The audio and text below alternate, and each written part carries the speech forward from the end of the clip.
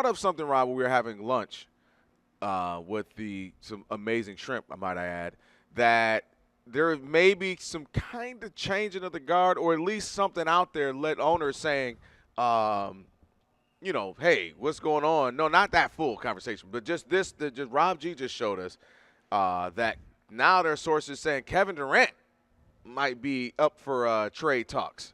And so there is just something going on right now where it's almost like if Luka can get it, anybody can get it. Kevin Durant, you can get it. Yeah, Luka, De'Aaron Fox is gone, Zach LaVine gone, and now, like we said, possibly Kevin Durant being traded again. This is just interesting now that, you got teams who are like looking at it as, hey, man, why we don't have to necessarily stay with this, but Kevin Durant, I mean, where's Jimmy Butler in the middle of all this, by the way? He's still in Miami, and that's we had talked about the Jimmy Butler thing, is that Pat Riley held to his guns and was like, no, we run the team. You honor your contract, and we're not just giving in to people's demands. And I'm a free agent guy. You have the right to be a free agent. You don't like a situation, you go somewhere else and you do your thing. I'm not anti that. But once you sign a contract and you're taking money from somebody, I think you should honor your contract the way you expect the team to honor its contract, right? They can't do to you, well, you only had 4 rebounds, so we're not going to pay you your full check. Right. It'd be bloody murder. Right? I think I do think there's a tactful way to get things done. By all accounts, we've seen Jimmy was unprofessional. I agree. No, without it. And this is why when we have had these conversations over the last few weeks, I said the Heat knew what they were dealing with when they got Jimmy. When Jimmy plays, hard nose, expects the teammates to play hard, to the tune of getting you to 2 NBA Finals. Didn't win them, but got you there. When Jimmy's disgruntled or doesn't feel like you spited him, in this case, they'll say, no, we're not going to extend you right now. We're good. He's got a contract for next year I know. But what I'm saying is this is kind of par for the course. And for me, Pat, to not see this coming, like, you get what I mean? Pat Riley, you've seen this. This is like, what? Like, if Tim Duncan did this, we'd have been like, wait, Tim Duncan? Okay, but it doesn't mean that I have to give in to him. No, I agree with that. I'm just saying, and my point is, I love I love the idea of pushing back on these guys. That's all. And letting people know, no, you work for us. Right. Well, here's the thing with this particular situation with Kevin Durant. Okay. It's not Jimmy Butler that's the reason why KD might end up getting traded. It's that Bradley Beal has a no-trade clause. And Jimmy Butler has made it very clear across the NBA, almost really over the weekend, the Warriors were interested in trading for Jimmy Butler. And he said, I'm not going to sign with you, so don't bother trading for me. I only want to go to Phoenix.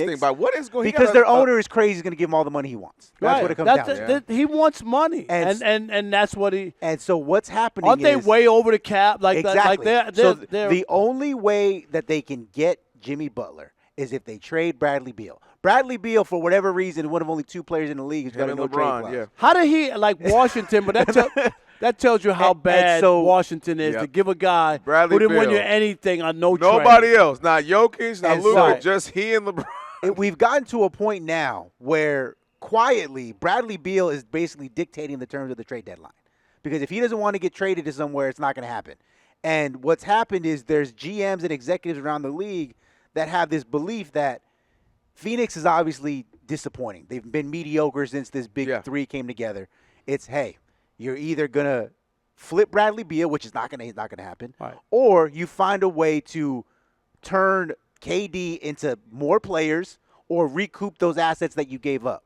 But that would be all you can do with KD is recoup. I don't see how you can replace him. Right? So that's led reports from earlier today. You had Jake Fisher, who works with Mark Stein now, and most recently, about 20 minutes ago, Chris Mannix reporting that rival execs believe that now that they can't get Jimmy Butler, that they are going to have to pivot and consider trading KD, even though they don't want to trade KD. Right, but they just know that we're stuck and we got to do something. This team ain't it. But if you trade KD, to me, the Suns getting Jimmy Butler doesn't mean anything. No, you wouldn't get KD. Or you wouldn't get Jimmy Butler. They're just saying just somewhere else so that they can recoup some draft picks and try to get something because this big 3 ain't because working. They're stuck with Bradley Beal has screwed them in more ways. But they all again.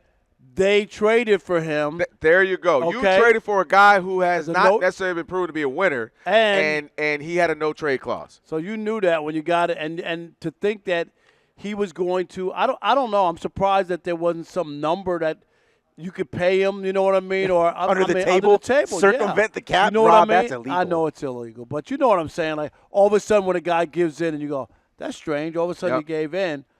Oh yeah, they're gonna let me keep my uniform number, and they gave me $500,000 under the table or whatever it is, $5 million. I don't know.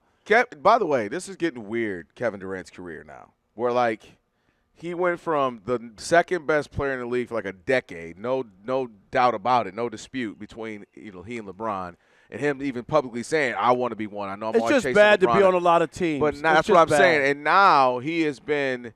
It goes from jumping on a team that, yes, you were the best player on the team, but everybody, oh, man, you jumped on a team that beat you. You were up 3-1. You should have beat them.